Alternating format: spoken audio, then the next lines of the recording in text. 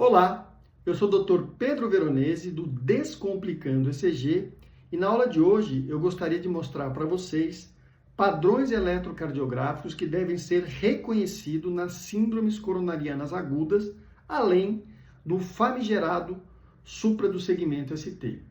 Mais especificamente, eu vou mostrar para vocês 9 padrões eletrocardiográficos em síndromes coronarianas agudas que devem ser reconhecidos principalmente pelos médicos que trabalham nas emergências e pronto atendimentos. Vou começar pelos os padrões eletrocardiográficos das síndromes coronarianas agudas sem oclusão coronariana aguda, ok? O primeiro padrão é o mostrado neste eletrocardiograma, principalmente aqui em V2 e V3. Notem esse padrão na onda T, um padrão plus-minus, uma porção mais positiva e outra negativa da onda T. Esse eletro, também aqui em V2 e V3, uma onda T mais profunda, negativa e simétrica. Então, estes padrões eletrocardiográficos foram descritos pelo Dr. Wellens em 1982, esse é o artigo original. Notem que a qualidade é até um pouquinho ruim. Esse aqui é os elétrons do artigo original. Então, notem este padrão que eu vejo aqui em V3, essa onda T positiva, negativa, esse plus-minus ou mais-menos. Geralmente eu vejo isso em V2, em V3, ou esse padrão aqui de uma onda T negativa mais profunda. Então, esses são os elétrons originais do artigo publicado pelo Dr. Wellens. Então, isso é hoje conhecido como padrão de Wellens. Nós temos o padrão tipo A ou tipo 1, às vezes você vai ver descrito como tipo 1 ou tipo A. Ele é menos frequente, presente em 25% dos casos, ou o padrão tipo B, que é o segundo eletro que eu mostrei para vocês, bem mais frequente, em 75% dos casos. E qual é o significado clínico? Esse padrão eletrocardiográfico, ou padrão de Wellens, ele se relaciona com uma obstrução proximal de DA. Geralmente é uma síndrome sem supra, ou seja, a coronária não está totalmente obstruída. Por isso que eu botei aqui até 99% de obstrução proximal na DA, descrito pelo padrão de Wellens. Então, naquele paciente que tem esse padrão e que tem dor, que não melhora com vasodilatador, o paciente está anginando, eventualmente eu vou precisar, mesmo não sendo uma síndrome com supra, urgenciar o cateterismo desse paciente. O segundo padrão que eu gostaria de mostrar para vocês, esse eletrocardiograma clássico, notem esse discreto supra em AVR com esse infra em D2, D3 e AVF, V4, V5 e V6. Esse padrão eletrocardiográfico que sugere lesão de tronco de coronária esquerda, descrito aqui em 2001, tá? Então, aqui um trabalho japonês. E aqui o eletrocardiograma desse trabalho, onde o autor ele mostra aqui 3 pacientes com esse padrão, olha, supra em AVR, com esse infra na parede inferior e na parede lateral. O infradifuso, geralmente em 6 ou mais derivações. Então, voltando para aquele eletro anterior, um supra do segmento ST em AVR com infradifuso na parede inferior e lateral, ou seja, em 6 ou mais derivações. Qual é o significado clínico? Lesão grave de tronco de coronária esquerda ou geralmente em pacientes triarteriais. Notem, aqui também é uma síndrome coronariana aguda sem supra, né? Se o paciente ele obstruir completamente o tronco da coronária esquerda, provavelmente ele vai ter uma morte súbita em casa. Então, este padrão eletrocardiográfico, apesar de ter supra em AVR, ele está contido nas síndromes coronarianas sem supra. Agora eu vou mostrar para vocês mais 7 padrões eletrocardiográficos relacionados às síndromes coronarianas agudas, agora com oclusão coronariana aguda total. Notem esse terceiro padrão, aqui eu vou chamar de novo a atenção para as ondas T's. Notem que as ondas T são bem pontiagudas, simétricas, com uma base mais larga. esse padrão está relacionado com o que nós chamamos de isquemia subendocárdica. Quando uma coronária obstrui completamente, o primeiro segmento do miocárdio que vai sofrer é o endocárdio. Por quê? Porque no endocárdio, a densidade de coronária que eu tenho ali é menor. Então, o primeiro segmento que sofre quando eu tenho uma obstrução coronariana aguda é o endocárdio. Lembrando da fisiologia, a despolarização ela vem sempre do endo para o epicárdio. E a repolarização dos ventrículos faz o sentido oposto, vem do epi para o endocárdio. Como esse primeiro segmento que sofre isquemia é a região subendocárdica, não existe inversão do vetor. Por isso, a representação da repolarização no eletro, quem que representa a repolarização no eletro? A onda T. Não é isso? O QRS não é a despolarização e a onda T é a repolarização. Portanto, o primeiro sinal eletrocardiográfico das síndromes coronarianas com supra, ou seja, quando existe uma oclusão total, não é o supra do segmento ST ou inversão da onda T. Não, é uma onda T ainda positiva, pontiaguda e simétrica. Isso é o que nós chamamos de isquemia subendocárdica. Então, esse padrão importante. Notem que a onda T, ela perde aquela assimetria. Qual o significado clínico disso? Esse é o primeiro sinal de isquemia no eletro, numa oclusão coronariana aguda. E se eu acompanhar esse paciente, em breve vai aparecer o supra-DST, porque eu tenho uma oclusão total da coronária. Muitas vezes esse padrão eletrocardiográfico ele passa desapercebido, por isso que ele não é muito frequente na prática clínica. Então são as ondas T hiperagudas. O quarto padrão eletrocardiográfico, eu quero que vocês se detenham a esta morfologia que eu estou mostrando aqui em V1, V2, V3, V4, V5 e V6. Esse padrão foi descrito lá em 2008 pelo Dr. Robert Winter, e ele mostrou nesse artigo publicado no New England que ele mostrou aqui, na verdade, 8 pacientes com esse padrão eletrocardiográfico e mostrou que esses pacientes tinham oclusão coronariana aguda total da descendente anterior, ok? Esse padrão ficou conhecido como padrão de Winter. Mais do que eu explicar para vocês o que é esse padrão, eu prefiro mostrar para vocês gravarem na memória de vocês o que é o padrão de Winter.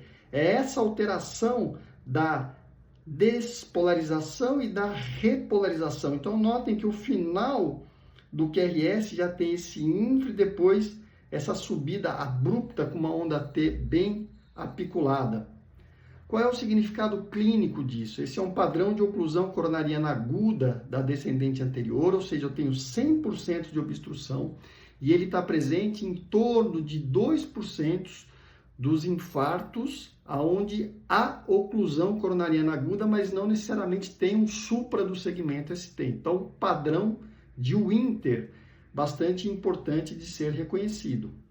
O quinto padrão eletrocardiográfico, notem vocês que eu tenho um infra do segmento ST, aqui em V1 é discreto, mas em V2, V3 e V4 ele é mais nítido.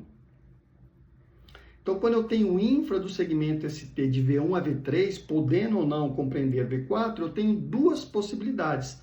Ou eu tenho uma corrente de lesão subendocárdica na própria parede anterior, visto que V1, V2 e V3 é a parede anterior, ou eu tenho uma corrente de lesão subepicárdica na parede posterior ou parede lateral, como muitos preferem, e o que eu estou vendo na parede anterior nada mais é do que uma imagem espelho.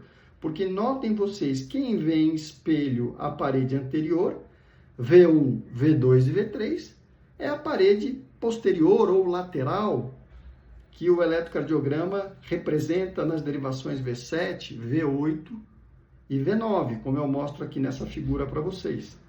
Ok? Então, toda vez que eu tenho um infra do segmento ST aqui na parede anterior, V1 a V3, podendo ou não ter V4, nesse exemplo eu tenho V4, isso pode ser uma imagem em espelho da parede dorsal ou posterior ou lateral. Então, se eu pegar esse elétron e virar ele como se fosse o reflexo de um espelho, eu vou ver que o que era infra vira supra lá em V7, V8 e V9. Notem vocês que o infra virou um supra, ou seja, era na verdade uma corrente de lesão subepicárdica lá da parede posterior, ok? O significado clínico: infra de ST isolado em V1 a V3, podendo ou não ter V4, pode ser uma oclusão coronariana aguda, ou seja, um supra do segmento ST, lá em V7, V8 ou V9.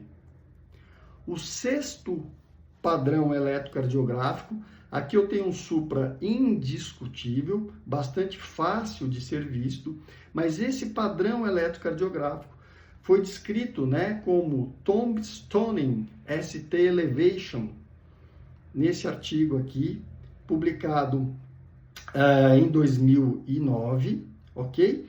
E qual é a aplicabilidade prática, qual que é a relevância clínica desse achado?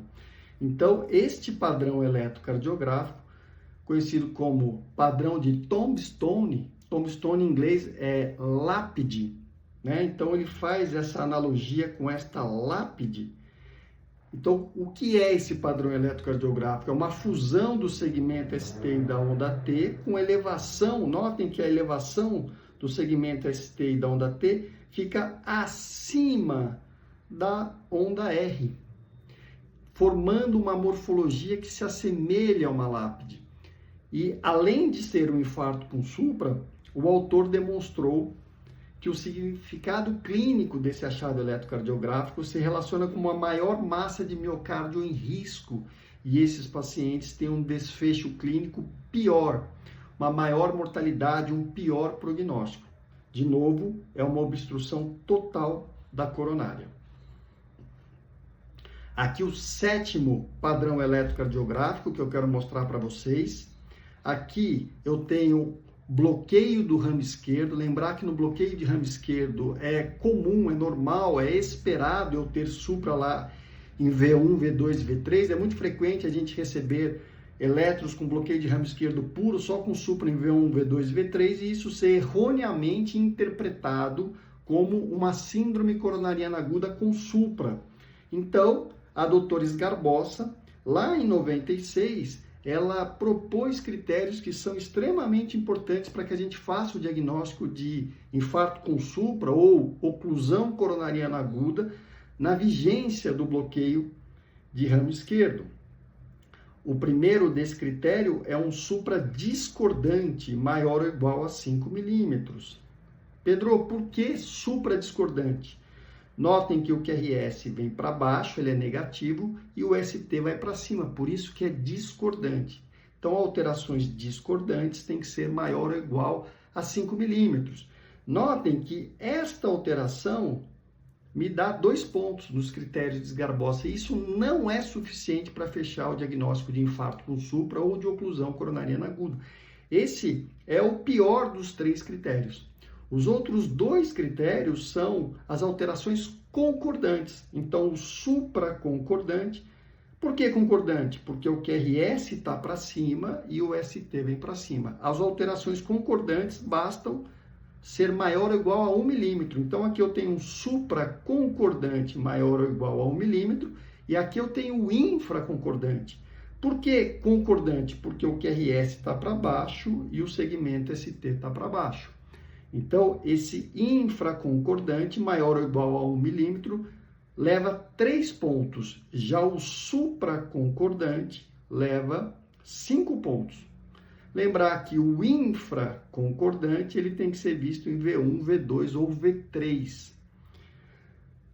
Quando eu tenho 3 ou mais pontos, eu tenho uma sensibilidade de 36%, mais uma especificidade de 96% de fazer o diagnóstico de um infarto com supra ou uma oclusão coronariana aguda na vigência do bloqueio de ramo esquerdo. Então, voltando para o eletro anterior, notem aqui em vermelho um supraconcordante maior ou igual a 1 milímetro em D1 e AVL. Isso me leva a 5 pontos.